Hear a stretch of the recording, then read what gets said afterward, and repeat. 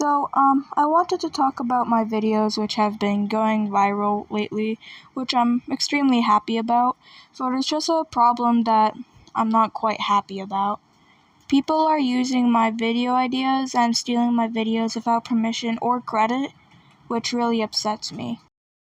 And it kinda hurts me because it's a video that I worked really hard for.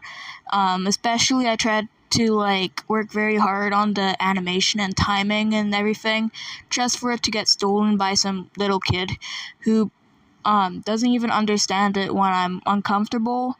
So I've been wondering if you ever see a video that's mine but taken by somebody else, just tell them that I'm not comfortable with it being taken, even with credit. I'm not saying harass them, just tell them not to.